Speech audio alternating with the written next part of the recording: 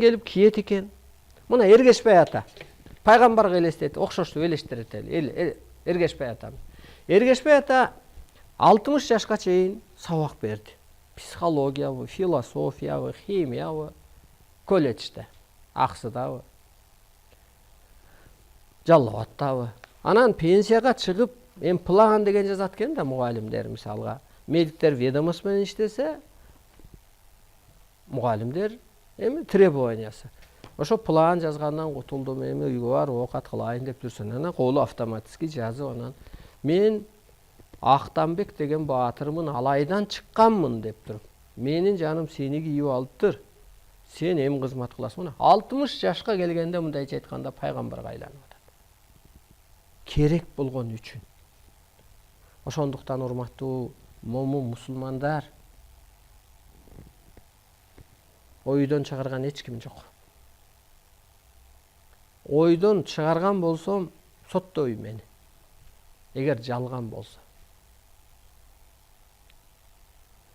Мени не кыласың күнөөлөп? Теңир атаны күнөөлө. Адам атаны күнөөлө. Сен эмне адамды адаштырып атасың, адам ата деп. Мени не кыласың күнөөлөп? Мен исполнитель. Бүймерам апаны соттоду го. Экстремизм деп. Не кыласың? Кандай акың бар Бүймерам апаны соттогудай? Жайсаң атаны сотто, Арбайды сотто. Ошон үчүн айтып атам. Могу илимди жакшы түшүнүп алып, сиздерди агартайын деп, социальный сеттерден алынын келишинче түшүнүгүнчө жеткирип аткан уулдарды,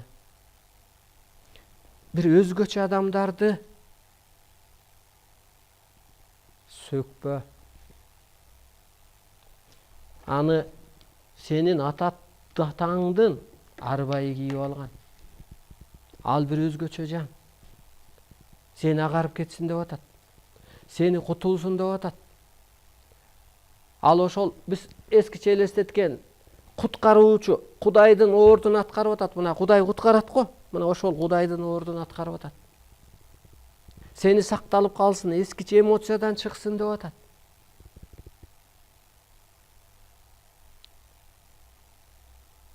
Аны жан кийдиби? Ал аалам ошол адамды коргойт. Сен ага жаман сөз жазганың, ал сенин билимсиздигиң, түшүнүгүңдүн пастыгы. Мына кече ушул жердин директору каталып барыптыр. Ушул айда ушул эфирди жабышыбыз керек экен дейт. Эмне болду? Звонок болуп атат. Кимден? Динден, бийликтегилерден. Мейли, деди, мейли, жап айдын аягында. Бир ай сизге предупреждение. Ага чейин да ушундай чындыкты сүйлөсөңүз, ага чейин да жаап салышыбыз мүмкүн. Мейли.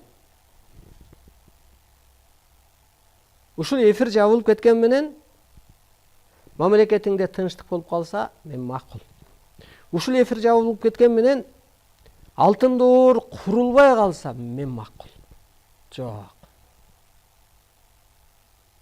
Тетриш болуп атат.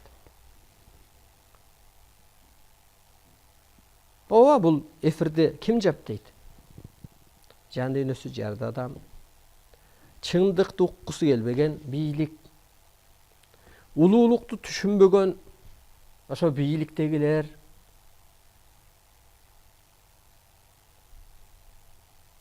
Нарматовдун кеңешчиси, то есть Нарматов президенттин кеңешчиси болсо колдойт да. Эмне кылып ататарсыңлар? Мейли кутту жаап койгула, жутуңар келе берсин.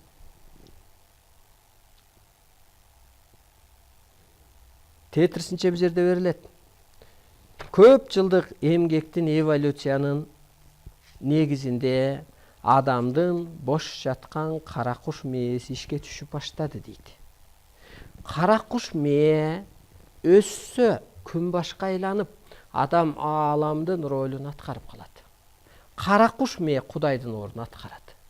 Кара куш мээ толук такай иштеш үчүн мына ушундай окуулар, ааламдык сабактар, суроолор, жооптор сөзсүз керек.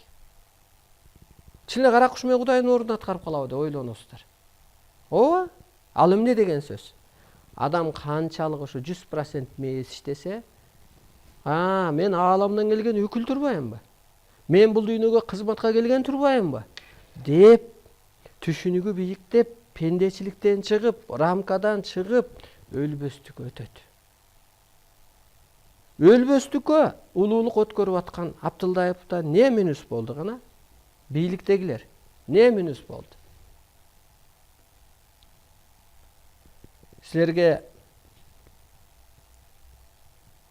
камчыңарды чапкан кара куш мээс эмес, өтө майда түшүнүктөгү спикер керек.